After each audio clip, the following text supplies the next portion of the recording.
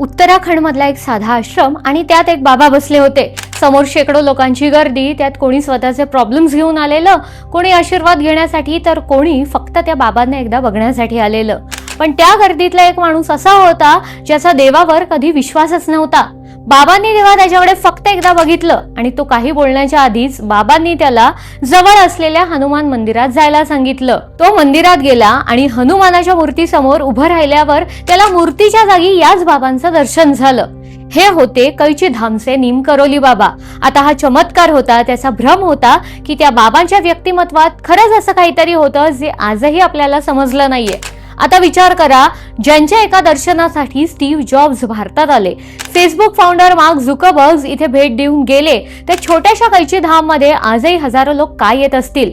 असं काय होतं या साध्या दिसणाऱ्या बाबांमध्ये की त्यांच्या मृत्यूनंतर सुद्धा त्यांची प्रसिद्धी कमी झाली नाहीये, उलट ती जगभर वाढत गेली. आज आपण जाणून घेणार आहोत नीमकरोली बाबा नेमके कोण होते, कैची धाम आजही इतकं प्रभावशाली का मानलं जातं आणि ते आजही त्यांच्या भक्तांची साथ कशी देतात ते. साधारण 1900 सालच्या आसपासची गोष्ट. उत्तर प्रदेशच्या फिरोजाबाद जिल्ह्यात दुर्गा प्रसाद शर्मा यांच्या ब्राह्मण कुटुंबात एका मुलाचा जन्म झाला. त्या मुलाचं नाव लक्ष्मण नारायण शर्मा असं ठेवलं गेलं. त्यांचे वडील जमीनदार असल्यामुळे त्यांना वाटायचं पुढे आपला मुलगा हे सर्व सांभाळेल. पण त्याचं बालपण नॉर्मल मुलांसारखं नव्हतं. लहानपणापासूनच त्यांना पूजापाठ करायची आणि हनुमान भक्तीची ओढ लागली होती. नीमकरोली बाबांच्या आयुष्याचा हा भाग कदाचित बऱ्याच लोकांना शॉक करू शकतो, कारण आपण जेव्हाही त्यांचं नाव ऐकतो तेव्हा आपल्या डोळ्यांसमोर एक संन्यासी, एक साधू, हनुमान भक्त अशी इमेज उभी राहते. पण नीमकरोली बाबा गृहस्थी होते, त्यांचा संसार होता. त्या काळात रुरल भारतात बालविवाह करण्याची पद्धत होती. ते फक्त 11 वर्षांचे होते जेव्हा त्यांचं लग्न राम बेटी शर्मा यांच्याशी झालं. लग्न तर झालं, पण त्यांचं मन काही यात लागत नव्हतं. म्हणून लग्नानंतर काही दिवसातच त्यांनी घर सोडलं आणि साधू म्हणून भारतभर फिरायला सुरुवात केली. पण काही वेळानंतर त्यांच्या वडिलांना वाटलं की त्यांनी पुन्हा घरी येऊन संसाराची सुरुवात नव्याने करावी. वडिलांच्या इच्छेचा मान ठेवून ते परत आले आणि हे जीवन स्वीकार केलं. याच काळात त्यांना 2 मुलं आणि एक मुलगी सुद्धा झाली. पुढे जगभर त्यांना महाराजजी म्हणून ओळखलं गेलं. त्या नीमकरोली बाबांच्या आयुष्यात एक काळ असा होता जेव्हा ते पती आणि वडील म्हणून आपली जबाबदारी पार पाडत होते. पण हे जास्त वेळ टिकलं नाही. त्यांचं मन पुन्हा अध्यात्माकडे ओढलं गेलं आणि त्यानंतर त्यांनी संसाराचा त्याग केला. मग पूर्णपणे संन्यासाचे जीवन स्वीकारलं. एकदा बाबा उत्तर प्रदेशातल्या एका गावाजवळ असलेल्या रेल्वे स्टेशनवर पोहोचले आणि तिथे एका रेल्वेच्या डब्यात बसले. तो डबा होता फर्स्ट क्लासचा. तेवढ्यात त्या डब्यात टीसी आला. त्यांनी बाबांना बघितलं आणि तिकीट मागितलं, पण बाबांकडे तिकीट नव्हतं. म्हणून त्यांनी ट्रेनची चेन ओढून ट्रेन तिथेच थांबवली आणि त्यांना ट्रेनमधून खाली उतरायला सांगितलं. बाबा सुद्धा शांतपणे उतरले आणि एका झाडाखाली जाऊन बसले. पण त्यानंतर काहीतरी विचित्र घडलं. ट्रेन सुरूच होत नव्हती. गार्डनी प्रयत्न केला, ड्रायव्हरनी प्रयत्न केले, रेल्वे कर्मचारी सुद्धा आले, त्यांनी सुद्धा सगळं तपासलं, पण ट्रेन काही पुढे जायला मागत नव्हती. लोकांना सुद्धा काहीच समजत नव्हतं. शेवटी कोणीतरी त्यांना सांगितलं, ज्या साधूला तुम्ही ट्रेनमधून उतरवलं त्यांना आता पुन्हा आत घ्या, तेव्हाच रेल्वे चालू होईल. तेव्हा रेल्वे अधिकाऱ्यांनी बाबांना परत ट्रेनमध्ये बसण्याची विनंती केली. पण तेव्हा मात्र बाबांनी एक अट ठेवली, या गावात रेल्वे स्टेशन असायला हवं आणि इथल्या लोकांना त्याचा फायदा झाला पाहिजे. ही अट अधिकाऱ्यांनी लगेच मान्य सुद्धा केली आणि बाबा पुन्हा ट्रेनमध्ये जाऊन बसले आणि ट्रेन लगेच सुरू सुद्धा झाली. आणि या घटनेनंतरच बाबांना नीमकरोलीवाले बाबा म्हणून सर्व ओळखायला लागले आणि पुढे त्यांचं नाव नीमकरोली बाबा म्हणून प्रसिद्ध झालं. 1974 साल, वय फक्त 19 वर्ष. स्टीव्ह जॉब्स यांना तेव्हा ईस्टर्न स्पिरिच्युअलिटीची ओढ लागली होती. तेव्हा ना ऍपल होतं, ना आयफोन, ना इनोव्हेशन किंवा टेक्नॉलॉजी सुद्धा नव्हती. त्यांच्या मनात फक्त एकच प्रश्न होता, मी नेमका कोण आहे ते. आणि या प्रश्नाचं उत्तर शोधण्यासाठी स्टीव्ह जॉब्स त्यांच्या मित्र डॅनियल सोबत भारतात आले. तेव्हा त्यांच्या हातात होतं रिचर्ड अल्फर्ट म्हणजेच रामदास यांचं बी हिअर नाऊ हे पुस्तक. आणि या पुस्तकातूनच त्यांना माहिती मिळाली नीमकरोली बाबा यांच्याबद्दल. स्टीव्ह जॉब्स यांना या बाबांना भेटायचं होतं म्हणून ते कैची धाम पर्यंत कसे तरी पोहोचले. पण तिथे पोहोचल्यानंतर त्यांना कळलं, ज्यांना भेटण्यासाठी ते हजारो किलोमीटर दूर अमेरिकेतून भारतात आले होते, त्या नीमकरोली बाबांचं तर जवळपास वर्षभर आधीच निधन झालं होतं. म्हणजे स्टीव्ह जॉब्स आणि नीमकरोली बाबा यांची प्रत्यक्ष भेट कधीच झाली नाही. पण तरी सुद्धा हा प्रवास व्यर्थ गेला नाही, कारण भारतानं स्टीव्ह जॉब्सना एक वेगळाच दृष्टिकोन दिला, फक्त बुद्धीवर नाही तर इंट्युशनवर सुद्धा विश्वास ठेवण्याचा. आणि काही वर्षांनी हाच मुलगा जगात सर्वात इनोव्हेटिव्ह टेक्नॉलॉजी कंपनीज पैकी एक उभी करणारा होता. आता या बाबांना न भेटून सुद्धा काय चमत्कार केला त्यांनी, हे शोधण्यासाठी आपल्याला त्यांची संपूर्ण स्टोरी जाणून घ्यायला लागेल. ज्यानं जगभरातल्या लोकांना एकमेकांशी जोडण्याची पद्धत बदलून टाकली, तो मार्क झुकरबर्ग कैची धामपर्यंत कसा आला ते सुद्धा आपण बघू.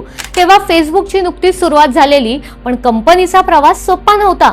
एका पॉइंटला मार्कलाच प्रश्न पडला होता की फेसबुकला नेमकं कुठे घेऊन जायचंय, कंपनीचा आणि आपला खरा उद्देश काय, आपण जे करतोय त्याचा खरंच काही अर्थ आहे की हे सर्व व्यर्थ जाणार आहे.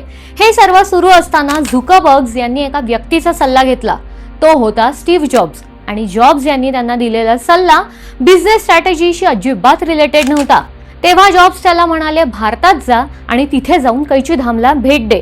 आता विचार करा, ज्या ठिकाणी जवळपास 4 दशकांपूर्वी स्टीव्ह जॉब्स स्वतः आध्यात्मिक शोधात गेले होते, त्याच ठिकाणी आता त्यांनी झुकरबर्गला जाण्याचा सल्ला दिला होता. झुकरबर्ग भारतात आले आणि त्यांनी उत्तराखंडच्या डोंगरामध्ये असलेल्या कैची धाममध्ये ते जाऊन पोहोचले. इथे ना सिलिकॉन व्हॅली सारखी टेक्नॉलॉजी होती, ना मोठमोठे कॉर्पोरेट ऑफिसेस होते, ना बिझनेस मीटिंग्स होत होत्या. इथे होते ते फक्त डोंगर, शांत वातावरण, हनुमान मंदिर आणि नीम करोली बाबा यांची आठवण. याच प्रवासानं त्यांना थांबून स्वतःकडे आणि फेसबुकच्या उद्देशाकडे पुन्हा पाहण्याची संधी दिली. काही काळासाठी नंबर्स, इन्व्हेस्टर्स, बिझनेस स्ट्रॅटेजी पासून ते दूर जाऊन आपण हे सगळं नेमकं का करतोय या प्रश्नाकडे त्यांनी पुन्हा पाहिलं. आणि त्यानंतर त्यांच्या फेसबुक बद्दलच्या विचारांमध्ये एक महत्त्वाचा बदल झाला.